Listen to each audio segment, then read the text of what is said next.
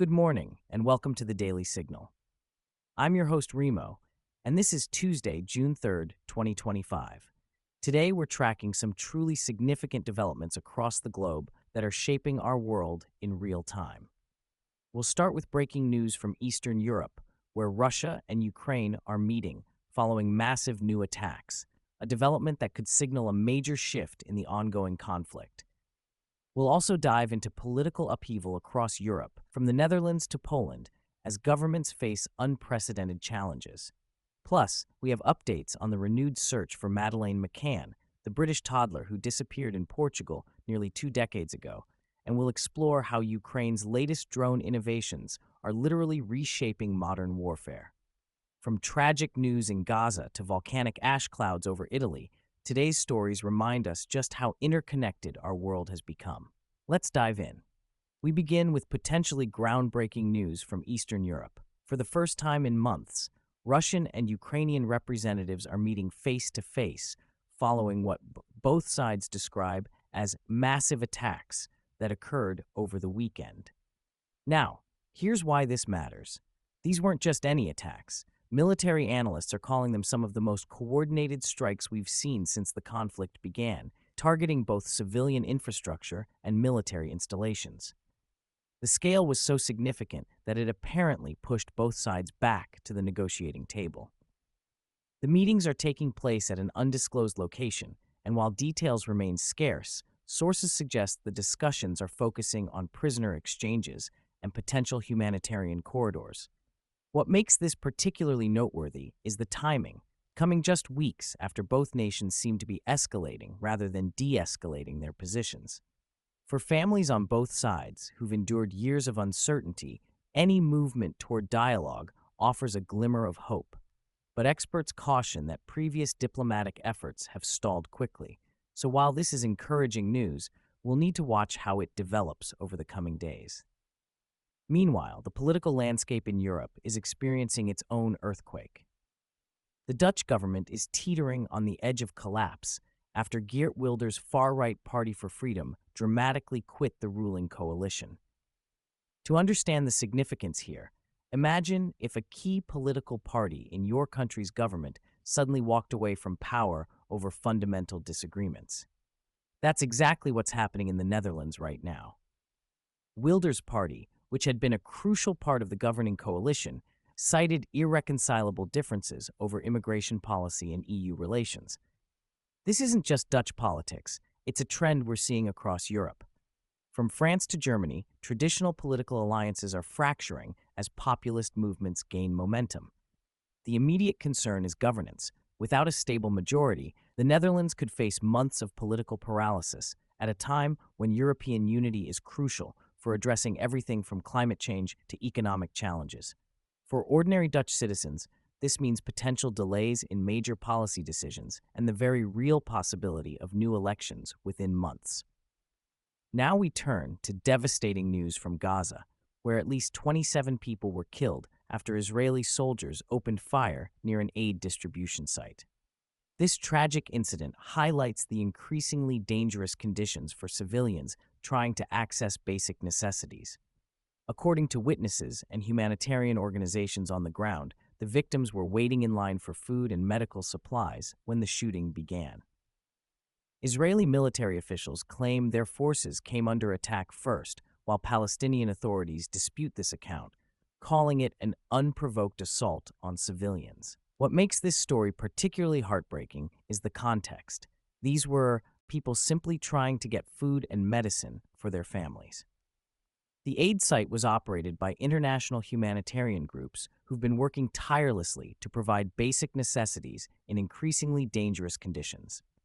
This incident underscores a broader crisis that's been unfolding for months: the near impossibility of delivering humanitarian aid safely in active conflict zones. Aid workers report that what should be routine distribution of food and medical supplies has become a life-threatening activity for both volunteers and recipients. The international community is calling for immediate investigations and renewed efforts to establish safe corridors for humanitarian assistance. In a story that's captivated the world for nearly 2 decades, Portuguese police are beginning a new search near the location where British toddler Madeleine McCann disappeared in 2007. For those who may not remember, 3-year-old Madeleine vanished from her family's vacation apartment in Praia da Luz, Portugal, while her parents dined at a nearby restaurant. The case became one of the most extensively covered missing person investigations in modern history.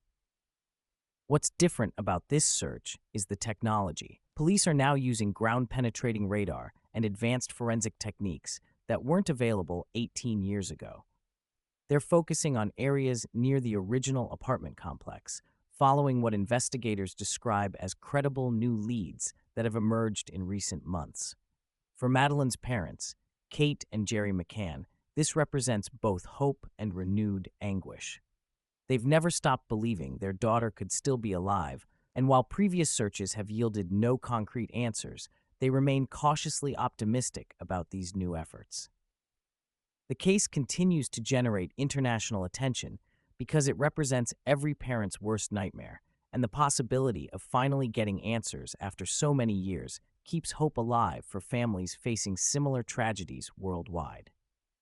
Shifting back to military developments, Ukraine's recent drone warfare successes are providing a fascinating and somewhat unsettling glimpse into the future of armed conflict. Ukrainian forces have been using increasingly sophisticated drone technology to target Russian positions with remarkable precision. We're talking about everything from small reconnaissance drones to larger unmanned aircraft capable of carrying significant payloads across hundreds of miles. What's revolutionary here isn't just the technology itself, but how Ukraine has democratized drone warfare. They're using commercially available components, crowdsourced funding, and even volunteer programmer networks to develop weapon systems that are competing effectively with traditional military hardware, costing millions of dollars. This has profound implications beyond just this conflict. Military experts are watching closely because Ukraine is essentially writing the playbook for how smaller nations or non-state actors might challenge traditional military powers in the future. The success of these drone operations is also changing international discussions about military aid and defense spending. If relatively inexpensive drones can neutralize tanks and aircraft worth millions, what does that mean for how countries think about their defense budgets? Europe's political turbulence continues with news from Poland, where Prime Minister Donald Tusk is calling a confidence vote to reassert his authority following a significant election setback last week. Tusk's centrist coalition suffered unexpected losses in local elections, with opposition parties gaining ground in several key regions. Rather than wait for his opponents to potentially force a no-confidence motion, Tusk is taking the offensive, betting that his parliamentary allies will rally around him. This is a high-stakes political gamble. If successful, it could strengthen his position and give him renewed mandate to pursue his European integration agenda. If it fails, Poland could find itself in the same political uncertainty currently gripping the Netherlands. The broader context here is crucial. Poland has been at the center of several major European disputes, from rule of law concerns to disagreements over migration policy.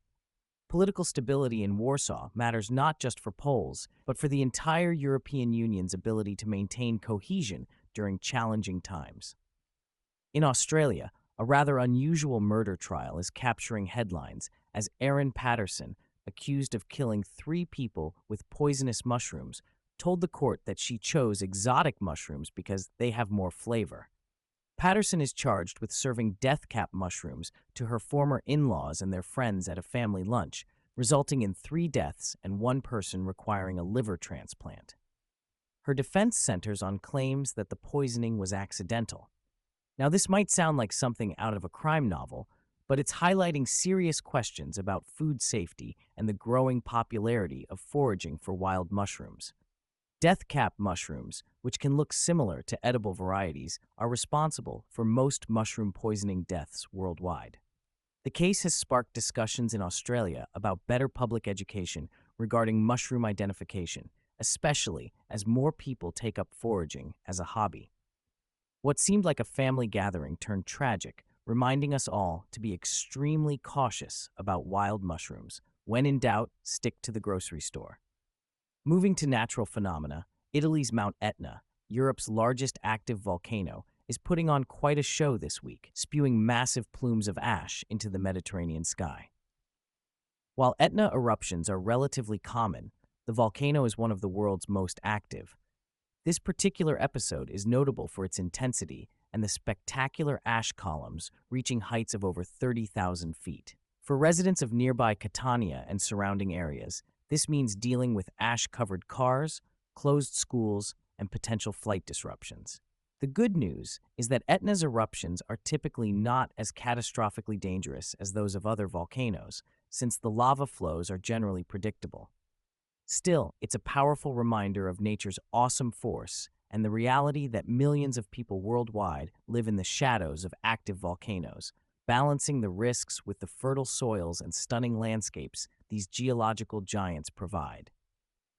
In international diplomacy news, Germany's former Foreign Minister Annalena Baerbock has been chosen to lead the United Nations General Assembly, marking a significant milestone for both German diplomacy and global governance. Baerbock, who's been a prominent voice for human rights and climate action throughout her political career, will be taking on this role at a particularly challenging time for international cooperation. The UN faces numerous crises, from ongoing conflicts to climate change, and needs strong leadership to navigate these complex challenges. This appointment is also significant because it reflects growing recognition of women in top diplomatic roles. Baerbock's background dealing with European energy security and her experience managing complex international relationships during Germany's recent political transitions make her well-suited for this global leadership position. Her selection suggests the international community is looking for pragmatic, experienced voices to help address the mounting challenges facing multilateral cooperation.